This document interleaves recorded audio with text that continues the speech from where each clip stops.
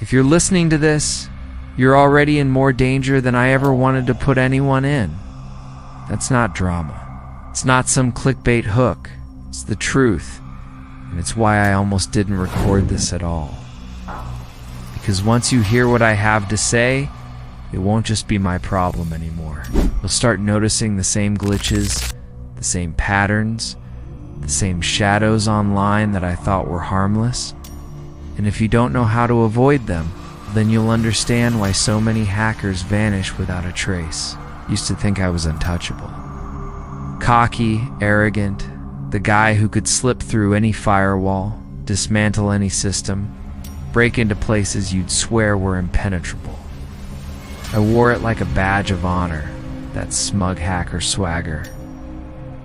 I thought it was all a game, breaking things for fun, finding secrets because I could, testing limits, laughing at the people who set them. But the thing about breaking into places you don't belong is that eventually you stop choosing the doors you open. The doors start choosing you. And one night, one single mistake turned all of that bravado into something else.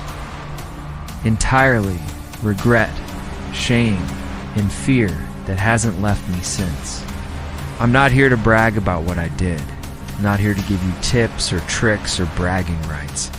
I'm here because I need you to understand something no one talks about.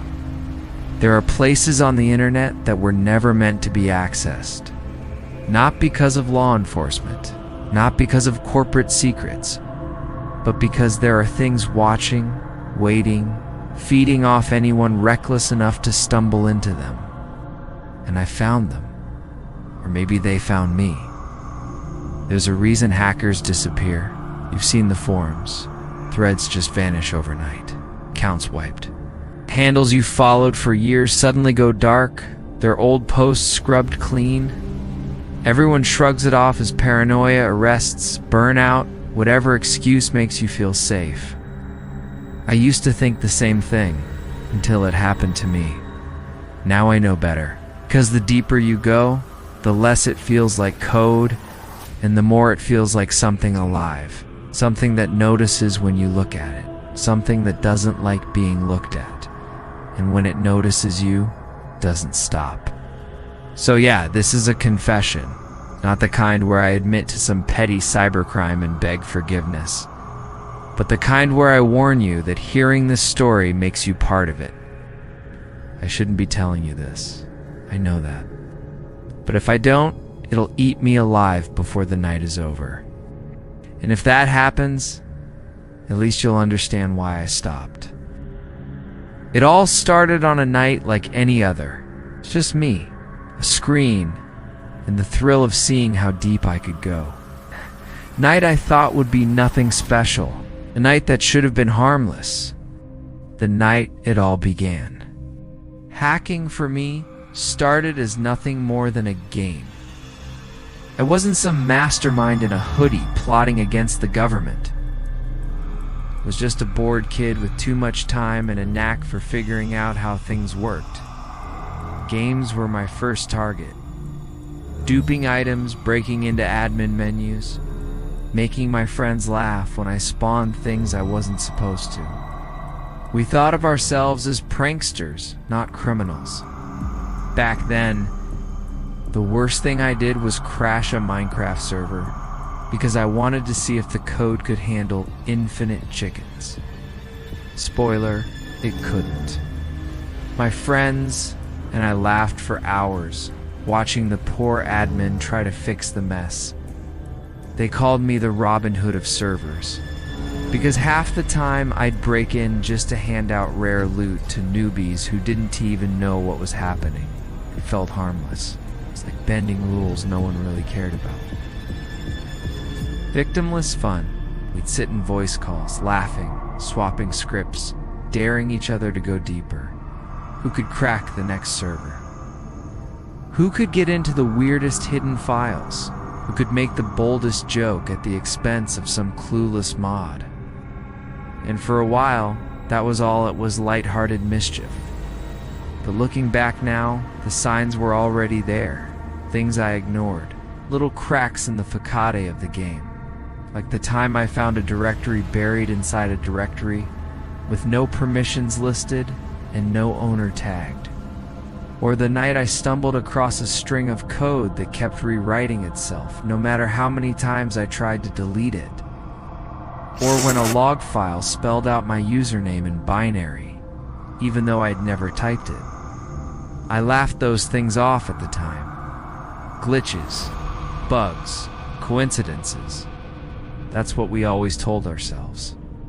Because the alternative that maybe we were poking holes into something we weren't supposed to see wasn't funny anymore. Still, the thrill was addictive. The deeper I dug, the more it felt like I was uncovering secrets no one else had found. Like peeling back layers of a world built on lies. Every exploit was a victory.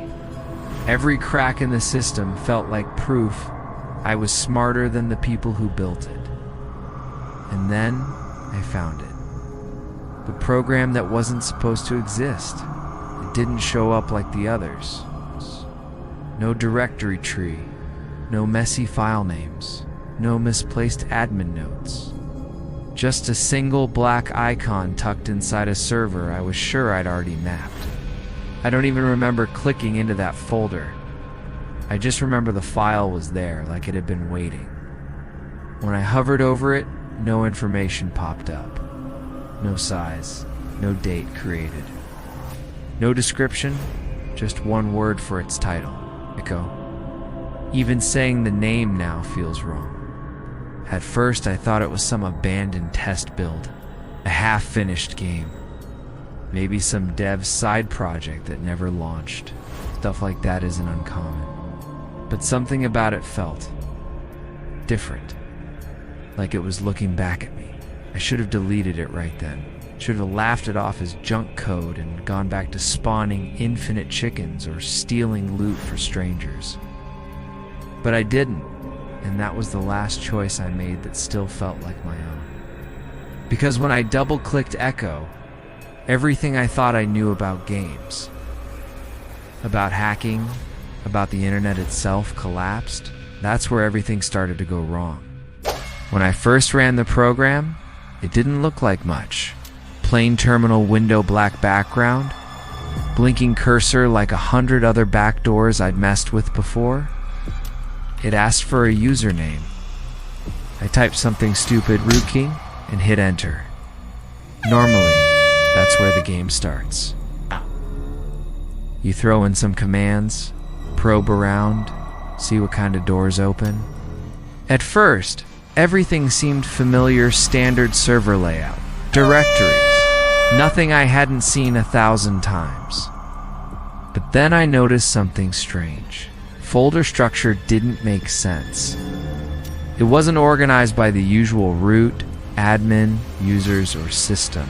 Instead, the directories were named after dates, specific dates. My birthday was one of them. I stared at it for a second, thinking maybe it was coincidence, a random time stamp. But then I scrolled further, and there was another date. My mom's birthday. Then my high school graduation. This wasn't random. I opened the folder labeled with my birthday.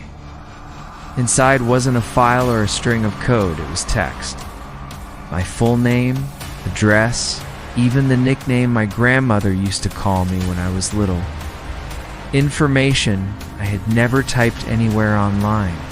My stomach dropped. I closed the folder, thinking maybe I'd fallen for some kind of elaborate prank. That's when the cursor started moving by itself. Commands were being typed out fast, like invisible hands on my keyboard. Location. Logged in origin. Redacted. Origin. Redacted. Origin. Redacted. The origins kept flashing. Each one a different city. London. Tokyo. Somewhere in Siberia. Places I had never been. Places I wasn't connected to. They shifted so quickly it was impossible to track. That was the first time I realized I wasn't the one in control. I tried to kill the program. Task manager, hard exit, even yanking the Wi-Fi dongle. Nothing worked. The terminal stayed open. And then, without me doing a thing, the screen split. Half of it turned into what looked like a chat room. Single username appeared at the top. Echo. And under it a message. Hello. I froze. I hadn't typed anything. Another line appeared. This one slower, deliberate. You found me. I typed back, hands shaking. Who is this? There was a pause, like whoever or whatever it was wanted me to feel the silence pressing down. Then the reply, you shouldn't be here. I told myself it was just another hacker, someone more skilled than me, maybe even the original creator of the program. But deep down, I knew this was different. Hackers brag, they taunt. They don't talk like this. My pulse was hammering in my ears. I almost closed my laptop. Almost. But then another message came through. There are rules. I typed back, what rules? Break them, you'll see. It was like ice water poured down my spine. I leaned back from the screen, realizing my confidence, this stupid belief that I could hack anything, crack any system meant nothing here. I wasn't inside some forgotten server. I was inside its space. And worse, it knew I was there. The last message that night was short. Just 3 words. You're marked now.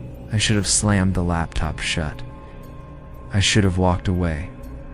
But instead, I sat there, paralyzed, watching the cursor blink, waiting for more. And when the screen finally went dark, I realized it didn't matter if I closed it, because whatever Echo was, it had already opened the door. It wasn't just a program, it was awake. The next night, I told myself I wouldn't touch it again. I even shut down my laptop and shoved it under my bed like some cursed object from a horror movie. But sometime around midnight, I heard the startup chime on its own. I crawled out of bed, heart pounding, and saw the terminal window open again. This time, the screen wasn't a chat room. It was a list. At first glance, it looked like error logs. Lines of corrupted code stacked like a firewall gone haywire. But the more I read, the more I realized they weren't errors. They were rules. It's not system rules. It's not coding syntax. Laws. The first one was simple enough. 1. Never log off while watching. I frowned, thinking it was nonsense. But as my eyes tracked down the list, my stomach tightened. 2. Never answer when they type your name. 3. If you hear typing that isn't yours, don't look. 4. Don't check the clock after midnight. It is never the right time. 5. Don't share this log. Each line appeared glitchy, broken by static artifacts. Like the machine itself was fighting to keep them legible. And the worst part, after the 5th rule, there were fragments. Sentences cut off mid-word, blacked out lines like censored text. Whatever had written these rules didn't want me more, maybe anyone to see them all. I stared at the blinking cursor, trying to convince myself this was some elaborate ARG, a hacker's prank. But then my desktop clock ticked over to 12:01, and the screen changed. The log refreshed over and over, the same 5 rules repeating like a chant. But my eyes drifted to the corner of the screen, where the clock kept resetting. It's 12:01, 12:01, 12:01. No matter how long I sat there, it never moved forward. I tapped the bezel like that would fix anything. Then I heard it faint, almost imperceptible. The sound of typing. Not from me, not from the laptop, from the other side of the room. Click, click, click. I froze, every hair on my body standing on end. The rules burned in my mind. If you hear typing that isn't yours, don't look. I wanted to. Dodd. I wanted to spin around and see. But my hands gripped the edge of the desk so hard my knuckles whitened. I stared at the screen, at the looping clock, while the phantom typing grew louder, faster, until it was almost frantic. Then silence. A new rule appeared, written in jagged text like it had been clawed onto the screen. 6. You saw nothing. Keep it that way. I nearly slammed the laptop shut, but the cursor began to type on its own. This isn't a game, they are watching. Break the rules, and they come. My throat tightened. Who's they? I typed, my fingers trembling. The answer came back almost instantly. Don't make me say it. That was when it hit me. There were rules I couldn't even repeat, because if I did, they'd find you too. Whoever, whatever they were, repetition was like a beacon. I wasn't supposed to spread this. The thought made me nauseous. How many had read this before me? How many had disappeared because they broke one of these rules? My speakers hissed with static. At first I thought it was interference. Then underneath the fuzz, I heard it. Distorted whispers. Overlapping voices that weren't coming from any program. Words in no language I knew, but sharp enough to scrape against my skull. I tore the headphones out of the jack. The whispers didn't stop. They were inside the machine, or worse, inside the room. I backed away, shaking, but the cursor typed one last line. Midnight protocols engaged.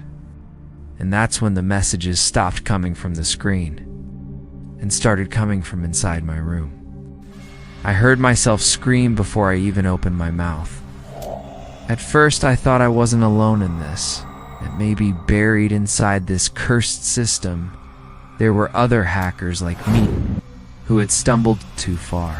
When the terminal window flickered and the usernames appeared, I almost felt relief. Like finally, someone else knew what was happening.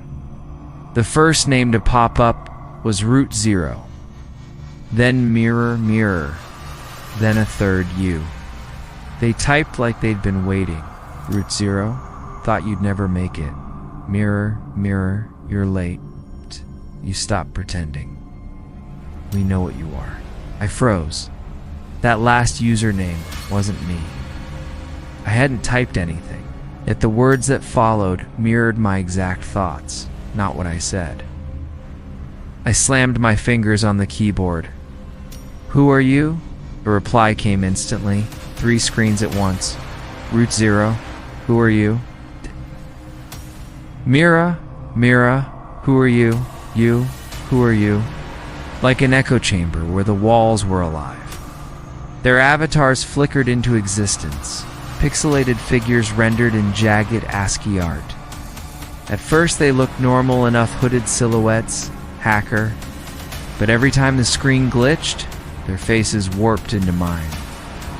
Not just similar mine, same jawline, same scars.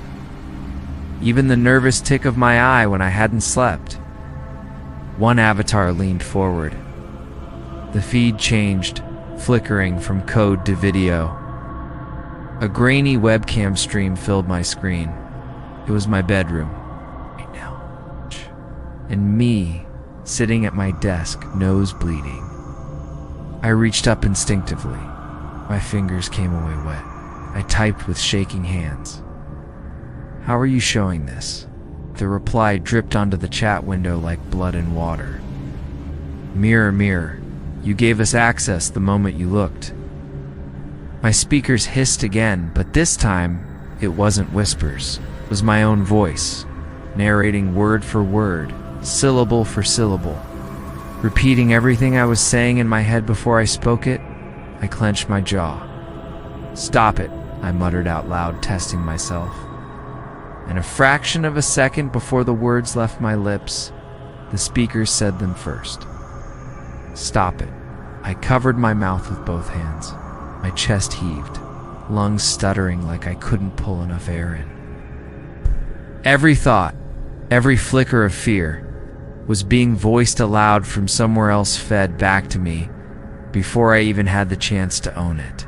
It didn't feel like an echo anymore. It felt like rehearsal.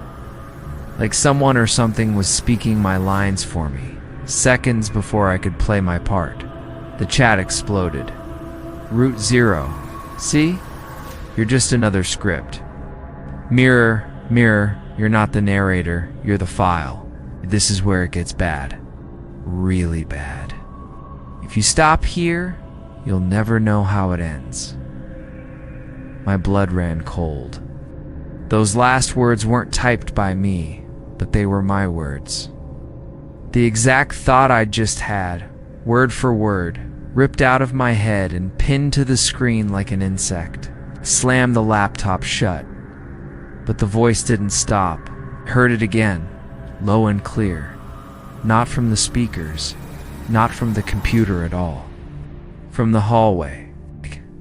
And it was still my voice. I thought I'd escaped, till I opened my eyes and saw the login screen again. The first time it happened, I told myself it was exhaustion. I'd shut the laptop, ripped out the cord, even yanked the battery from its casing. Black screen, dead machine. I collapsed on my bed, still trembling. But when I blinked, when my eyes actually opened again there, it was bright as ever. The same green on black login, waiting for me. I sat up so fast I nearly tore a muscle in my neck. The laptop wasn't even plugged in. I hadn't touched it. But the glow pulsed like a heartbeat, casting shadows across the walls. I tried deleting everything. Root folders, hidden partitions, deep wiping the drive. My fingers blurred across the keyboard, desperate. Every keystroke answered by a laugh I couldn't hear but could feel a vibration in my teeth, a crawling under my skin.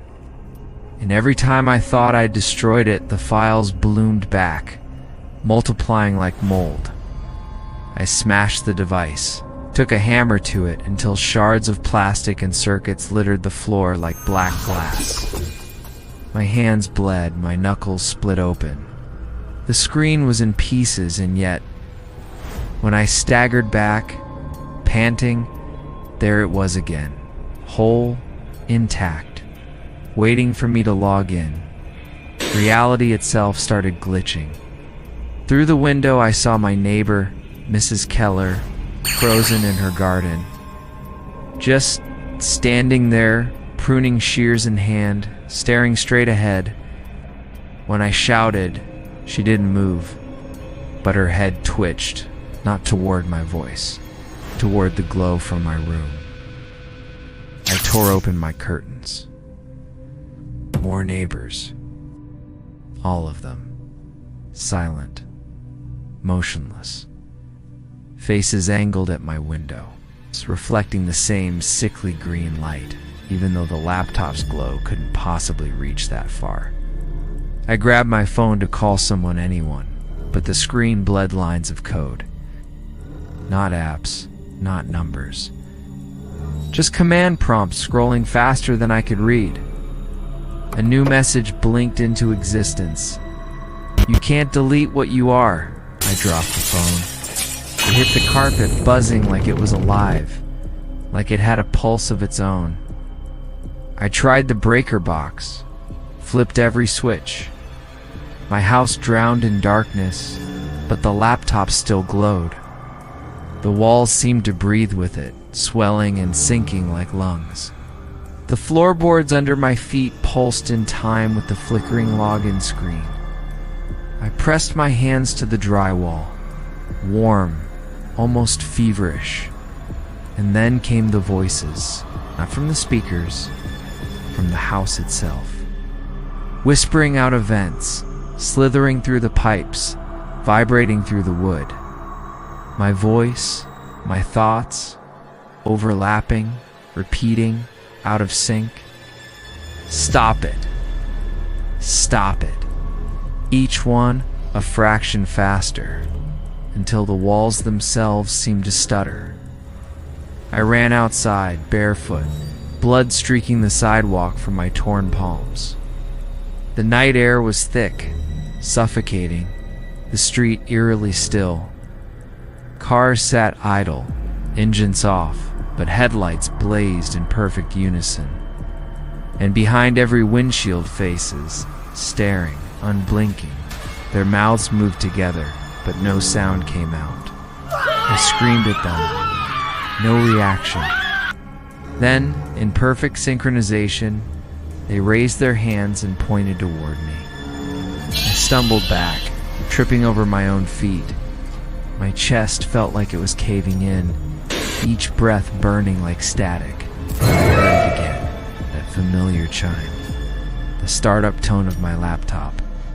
Back inside my house, through the open door, the glow spread across the floor like spilled ink. My shadow stretched toward it, pulled like gravity. I didn't walk, I didn't want to, but my body moved anyway, step by step, dragged back into the room that was no longer mine. On the desk, the laptop waited, the screen pulsed. Login required. I didn't touch it. I swear I didn't. But the cursor moved anyway, each keystroke hammering into my skull like a nail. My username, my password. Typed without my hands, I wanted to scream, wanted to smash my head against the wall just to drown it out. But my voice was gone. My body wasn't mine anymore. The walls exhaled, the floor trembled. And then the words burned across the screen in lines of fire. This isn't just my curse. Listening spreads it. Watching feeds it. My reflection stared back at me from the dark screen, smiling.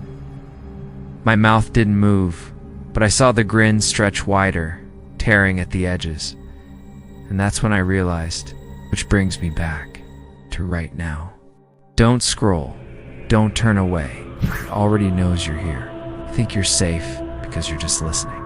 Just watching from the comfort of your room, your phone glowing in your hand. That's what I thought too. That's how it spreads, quiet, subtle, faster than you can notice. The infection isn't in the code anymore, it's in the story, in the telling of it. In me, I can feel it inside my words. Every syllable drags it closer to you, and I can't stop speaking. God, I've tried. I've bitten my tongue until it bled. I've smashed microphones, ripped wires out of walls, but still, somehow the story forces itself out. It wants you. You're part of it now. I used to think hackers vanished because they got caught, because they were careless, stupid, or unlucky. But no, they vanished because they looked too closely. They typed the wrong command, peeked through the wrong window, and the story reached out and pulled them in. That's the truth no one tells you, and now I'm telling you. You want to know why I stopped hacking? Yes. Because once you see behind the firewall, once you hear the whispers in the dark net, there's no going back.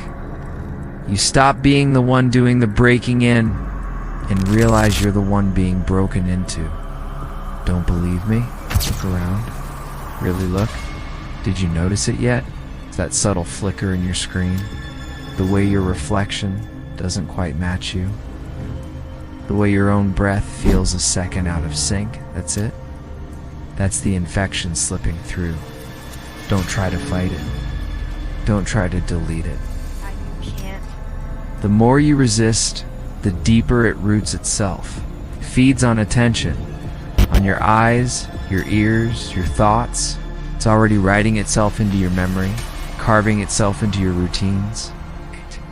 Tomorrow, you'll wake up and think this was just a story, but you'll notice it again. A glitch and a whisper, and the way your phone buzzes with no notification.